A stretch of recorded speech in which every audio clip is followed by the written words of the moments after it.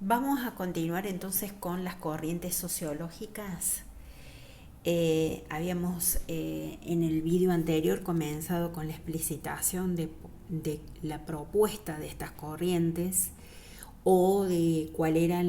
el punto de vista o la perspectiva que plantean los pensadores o los sostenedores de las corrientes sociológicas o sociohistóricas. Dentro de estas corrientes sociológicas aparece también el patriarcado,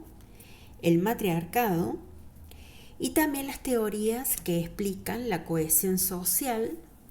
la que se sostiene, que se logra como consecuencia de la existencia de factores que aglutinan a los individuos de la sociedad, ¿no? Es decir, hay factores que hacen, que favorecen esta unión, esta cohesión social y hace que las personas se aglutinen formando un grupo, una comunidad en un determinado territorio. Hay una serie de elementos de tipo sociológico que van a influir y de tipo cultural que van a influir y que van a hacer posible esa cohesión social. Vamos a ir entonces con estas teorías sociológicas. La primera de ellas es el matriarcado. El matriarcado es aquella teoría que sostiene que en un grupo social la preponderancia la tiene la madre. El matriarcado se da en las comunidades primitivas o en las sociedades primitivas, es decir, las primeras sociedades que fueron surgiendo en la humanidad. Por eso es que las corrientes sociológicas, como decíamos en el video anterior, sostienen que hay que analizar las sociedades o las comunidades primitivas, es decir, las primeras que se formaron en un lugar, en un determinado estado, es decir, porque esas son las que justamente muestran cómo es que fue surgiendo o cómo se originó el vínculo político. Entonces vamos a ver que las sociedades primitivas o las primeras sociedades que se fueron formando o la primera estructura social que se dio en cada estado es la que hay que analizar, es decir, cómo surgió esa relación política, ese vínculo sociedad-estado y esa relación de poder que está implícita en esa relación. Entonces, en las primeras comunidades primitivas o los grupos sociales primitivos que se dieron en la humanidad, existía o un matriarcado o un patriarcado. El matriarcado es el que sostiene que en el grupo social predomina la preponderancia de la madre. Digamos, es fundamental la madre como pilar del grupo familiar, o las madres son el pilar de una comunidad determinada. Esto se dio mucho en las comunidades primitivas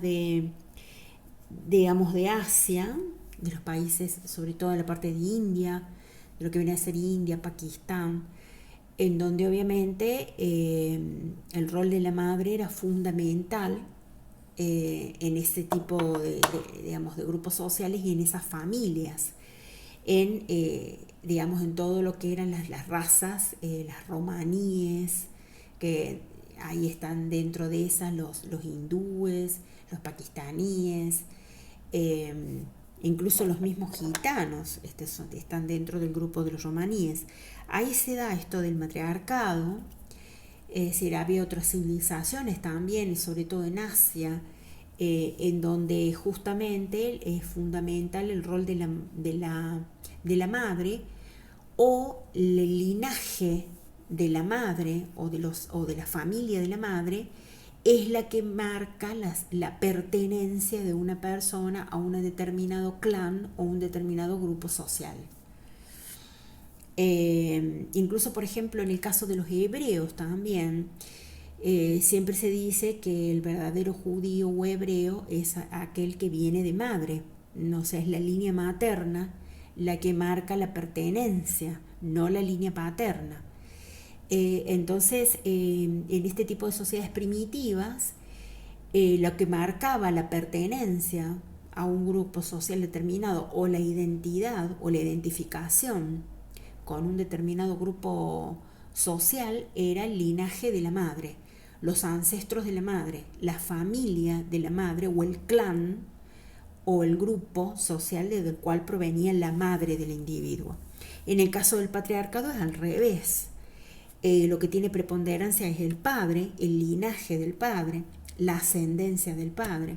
El grupo social al que pertenece el padre es el determinante, como pasó, por ejemplo, en la antigua Roma, con las gens, y sobre todo con el hecho de que las mujeres incluso no tenían un nombre propio, sino que tomaban el nombre de la gen a la que pertenecían o de los hombres que formaban parte de esa gen, de ese grupo social. Entonces vamos a ver que hay civilizaciones en donde es importante quién es el padre, la ascendencia del padre, el grupo familiar al que pertenece el padre, como por ejemplo también se daba con los Highlanders en Escocia, en las tierras altas, que se llamaban los escoceses, los habitantes de las tierras altas, en lo que viene a ser hoy las islas de Gran Bretaña. Vamos a ver que en el caso de los Highlanders se veía la pertenencia a un determinado clan, tenía que ver con el apellido paterno, ¿sí? Ese es lo que definía la pertenencia, el apellido paterno. Entonces los clanes estaban identificados con los apellidos de los hombres. Y siempre el más antiguo es el que obviamente era el jefe de la clan o de la tribu. O también, por ejemplo, esto se daba en los pueblos nórdicos también. Esto de la pertenencia estaba determinada por el linaje del padre. Vamos a ver incluso que en el caso de los gitanos, por ejemplo, todos los clanes también están identificados con un apellido. Todos los que pertenecen a ese clan tienen todos exactamente el mismo apellido, todos adoptan el mismo apellido, y son los hombres los determinantes, y el más antiguo, el anciano, la persona de mayor edad, es el jefe del clan. Eso se da, es una sociedad de tipo patriarcal, o son grupos humanos donde predomina el patriarcado. Siempre el origen familiar es lo determinante para establecer la pertenencia o no a una determinada sociedad o un grupo social. Lo fundamental acá es el principio de la sangre, o sea, está basado en los lazos de sangre, de consanguinidad, en los lazos de parentesco, lo que normalmente se llama el derecho de sangre. Y eso es lo que hace que obviamente el hijo quede sometido a la voluntad de del progenitor. En el caso del matriarcado es la madre, en el caso del patriarcado es el padre. Entonces los hijos quedan obviamente sujetos a la autoridad de sus progenitores y deben actuar en favor de los intereses de sus progenitores. Vamos a ver que estos sistemas patriarcales, como decía Bobbio, el poder paterno de la antigua Roma, por ejemplo, son un ejemplo de lo que es el patriarcado, de esta corriente sociológica que manifiesta la existencia de un patriarcado o de un matriarcado. La consanguinidad es la base de la sociedad y es el principal factor aglutinante en los grupos sociales o en las sociedades primitivas. Las relaciones familiares son las relaciones sociales, es decir, las relaciones sociales que se dan en esa comunidad tienen que ver con relaciones familiares de parentesco. Y esas relaciones se dan en el marco de la convivencia entre parientes. Otro elemento que aparece no solamente es la consanguinidad o las relaciones familiares, como acabamos de señalar, sino que también las tradiciones, lo que se comparte, lo que se viene pasando de una generación más antigua a una más joven. El ambiente geográfico también es un factor que va a aglutinar y que va a buscar o va a determinar esa cohesión social. El ambiente geográfico, vivir en un mismo territorio, un mismo domicilio, establecer una misma residencia de manera voluntaria. Esto de establecer una residencia, un lugar en donde vivir, significó también el paso del nomadismo al sedentarismo. Nos establecemos en un lugar y ahí afianzamos los lazos, ahí generamos la comunidad, se establecen las relaciones sociales, se logra la cohesión social y además podemos hacer actividades económicas que nos aseguren la subsistencia en un mismo espacio geográfico. La necesidad también de defenderse mutuamente y de ayudarse mutuamente genera también la cohesión social y también la necesidad que siempre existe de que haya alguien que dirija siempre, que coordine la vida en comunidad. Es decir, porque no todos pueden decidir todo al mismo tiempo, sino que existe siempre una propensión o una necesidad de establecer determinadas personas o elegir a determinadas personas que van a ser las que van a coordinar, las que van a liderar y las que van a tomar decisiones. Y a su vez también hay otros aspectos más que también señalan los sociólogos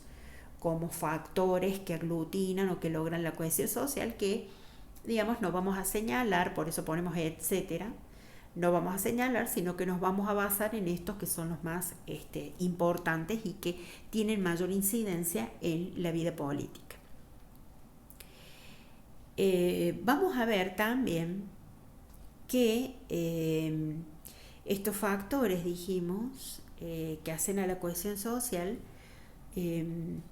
digamos, los hemos definido como aglutinantes porque son los que generan esa unidad, esa integración social, esa integración incluso geográfica también, territorial, y la que va a determinar los lazos y que existe una continuidad de esa comunidad en el tiempo. Tenemos también las teorías denominadas contractualistas, que son, digamos, las más conocidas cuando analizamos las teorías que explican el origen del hombre. Dentro de las teorías contractualistas tenemos a varios pensadores muy conocidos, sobre todo de la época del iluminismo, del siglo XVIII francés, sobre todo de las ideas del iluminismo, la ilustración, como por ejemplo Jean-Jacques Rousseau. Los contractualistas sostienen que la relación entre los individuos y el Estado, o la sociedad civil y el Estado, se basa en un contrato y denominan a ese contrato como contrato social.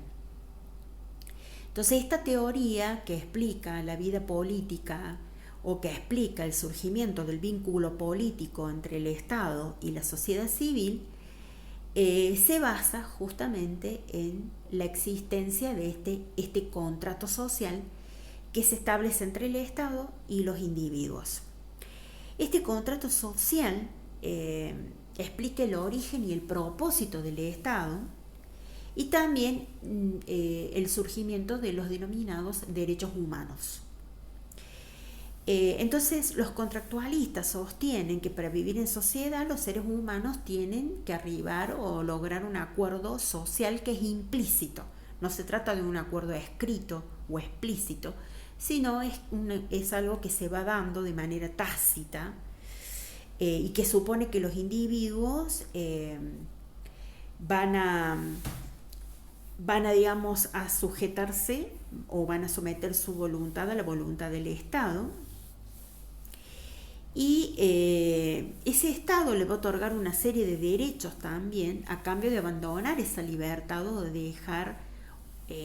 o de delegar esa voluntad. Se sostiene, o los contractualistas sostienen, que esa libertad completa que abandonan o que delegan los individuos o la sociedad es, digamos, la base de este contrato. Y dice, bueno, los individuos se someten, abandonan esa libertad que tendrían en un estado de naturaleza, y la abandonan porque también en ese contrato social se establecen cláusulas de manera tácita o implícita, y esas cláusulas tienen que ver con los derechos y los deberes que van a tener los individuos que forman parte de ese Estado. El Estado va a ser también, a su vez, el que va a garantizar o el garante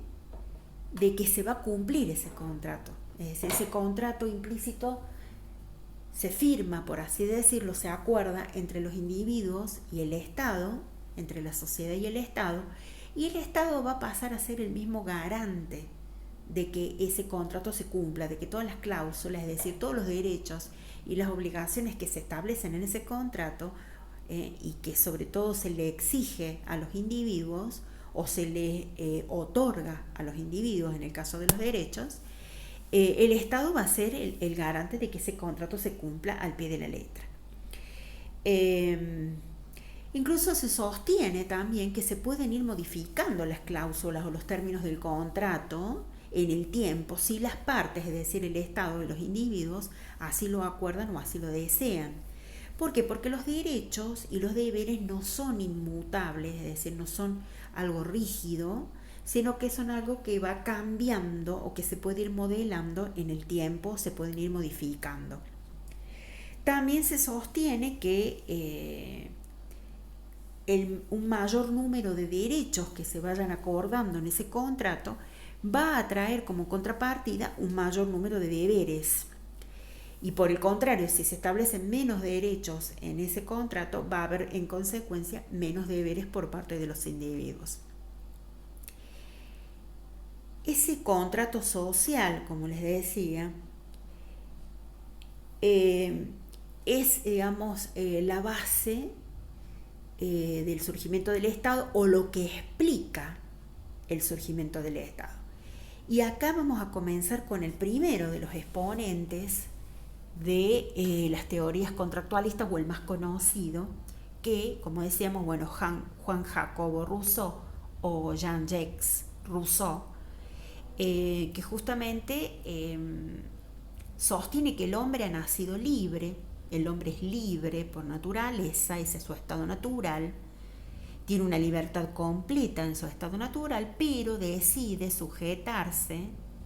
decide que el Estado lo discipline, ¿sí? Decide someter su voluntad. ¿Por qué? Porque es necesario eso para poder vivir en un orden estatal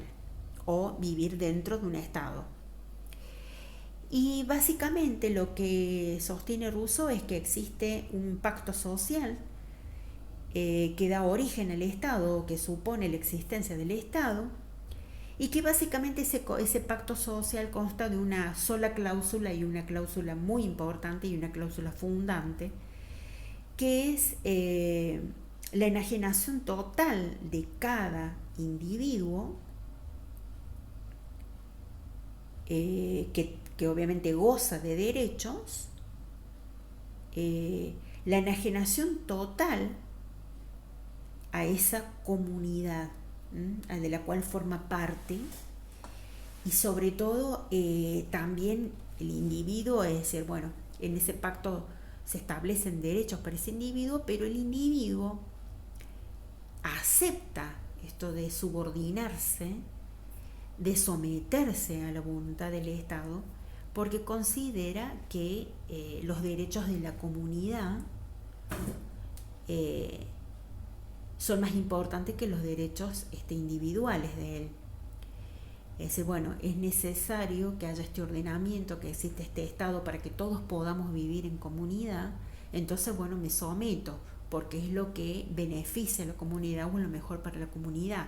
Entonces, por eso es que se sostiene que el hombre resigna su libertad completa para someterse a todas estas reglas y normas que vienen en este contrato social y que son necesarias para poder asegurar esta vida política, esta convivencia de las personas en un estado, en un territorio. A cambio de esa enajenación, o sea, enajenar quiere decir vender, por ejemplo, ceder, ¿sí? Es decir, el individuo se somete a todo, es decir, bueno, a todo lo que ordenamiento que viene de parte del Estado, porque considera que el interés individual debe subordinarse al interés colectivo. Entonces, esta enajenación, dice, o esta delegación que hace de sus derechos, se puede, digamos, se puede también reglar, porque obviamente el Estado tiene que garantizar que la persona no pierda sus derechos, que tenga el acceso a sus derechos, pero que también la persona cumpla con sus deberes. O sea, el Estado debe garantizar esto y el Estado también asume ciertos deberes con el ciudadano, ¿no? A cambio de esta subordinación por parte del mismo. Entonces dice, el hombre a través de esta, o a cambio de esta enajenación, obtiene una libertad civil más restringida, o sea, no pasa, deja de tener una libertad completa o absoluta como es en el estado de naturaleza del hombre, sino que la libertad que lo obtiene ya deja de ser una libertad natural para pasar a ser una libertad civil, que va a ser más restringida, va a ser más acotada que la libertad natural de la que disfrutaba el hombre antes de verse, digamos, sometido al Estado. Entonces, esta libertad civil va a ser más restringida, supone ciertos derechos que va a tener el hombre, que van a estar contemplados en ese pacto social y que el Estado debe garantizar. Este contrato justifica la existencia del Estado, pero nadie puede ser obligado a perder su libertad sin su consentimiento. Si la persona no ha dado consentimiento a someterse o a tener una libertad más restringida, es decir, a tener una libertad civil, no puede ser obviamente obligado. Este acuerdo que se da entre los hombres de una sociedad y que regula, digamos, la relación con el Estado y que supone ceder la libertad natural para pasar a tener una libertad civil que es más restringida y más acotada, la libertad civil que se le garantiza al individuo en virtud de este pacto social o este contrato social,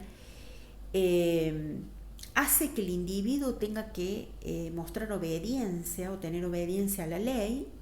esté obligado a acatar las normas y las reglas establecidas, que el individuo pueda, o sea, ejercer su libertad, pero que va a ser más restringida que la libertad natural, que pueda gozar de las manifestaciones de libertad que puede gozar el individuo y que están establecidas en ese pacto social o en ese contrato social, pero el hombre tiene que hacer un uso de esa libertad de acuerdo a ese contrato social. Y obviamente el hombre debe también respetarlo, o sea, el Estado debe garantizar el cumplimiento del contrato, pero el hombre de por sí tiene que, digamos, acatar este acuerdo, este contrato social, que es el que va a regular la voluntad de los hombres que viven en una misma comunidad, que le va a garantizar una libertad civil más acotada, pero que le va a garantizar una serie de derechos, pero también va a establecer una serie de deberes para los individuos que forman parte de un Estado. Para Rousseau, el Estado es algo artificial,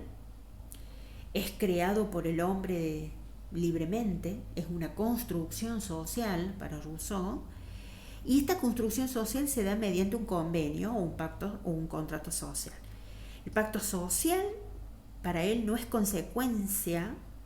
de un hecho natural, de un hecho que se produzca espontáneamente, sino que es consecuencia de una construcción social. Por eso considera que el Estado es un ente ideal, un ente artificial, una creación del hombre, un constructo social. Y vamos a ver que en este caso, en las teorías contractualistas, se resalta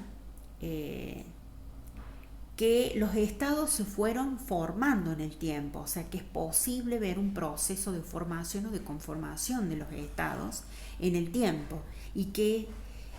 se trata de un proceso porque es algo que se va dando en etapas, en diferentes etapas. Un proceso es una sucesión de etapas que están interrelacionadas entre sí, que son consecutivas o sucesivas, que guardan una íntima relación, una estrecha relación entre ellas, que tienen un hilo conductor, todas esas etapas. Es decir, siempre el proceso se caracteriza por ser básicamente un como decíamos, un conjunto de etapas que se dan, digamos, en el tiempo, que podemos observar esa conformación, la podemos observar en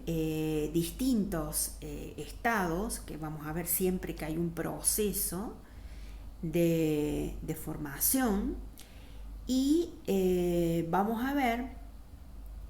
que siempre es posible identificar esas etapas o esas fases que se van dando en ese proceso de conformación, que es lo que posteriormente nosotros vamos a analizar cuando veamos la conformación o las etapas de la formación del Estado argentino. Y en ese sentido podemos decir que en nuestro país también es posible ver un proceso a lo largo del tiempo, y es posible también determinar, obviamente, una serie de periodos o de etapas o de fases en las que se fueron dando todos los elementos o se fueron configurando todos los elementos fundamentales y que son necesarios para el surgimiento de un Estado, que es el territorio, la población o la sociedad civil, el gobierno, la organización que necesitamos, porque siempre el Estado tiene que tener un ordenamiento, una organización, y eso normalmente lo da una constitución, o sea, el orden jurídico. Necesitamos también la autonomía, la independencia, como hemos dicho, la soberanía, que es el poder ejercer los derechos y el poder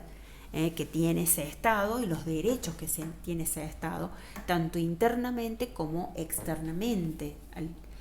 Entonces, casualmente lo que aquí se señala es de que se va dando todo un proceso histórico siempre en la conformación del Estado, y también un proceso de tipo sociológico, y a la vez también se va estableciendo todo un ordenamiento jurídico,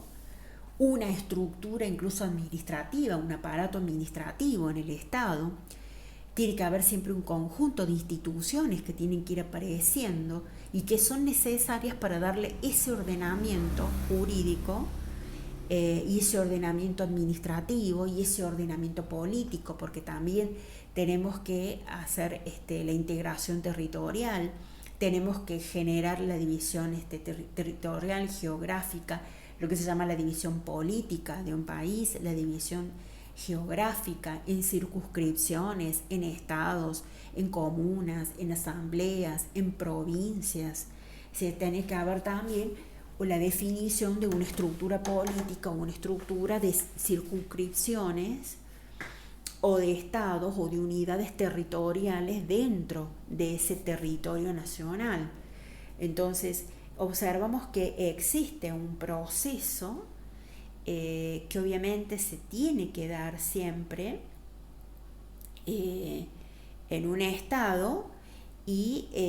vemos que ese proceso siempre guarda relación con periodos históricos, con eventos históricos, hechos históricos que se han dado en el tiempo, que han permitido el surgimiento de ese estado a lo largo, digamos, de, digamos, de su evolución en el tiempo. Es decir, siempre vamos a ver que los estados se van conformando en el tiempo, no es algo que surge espontáneamente, naturalmente, por combustión, por así decirlo,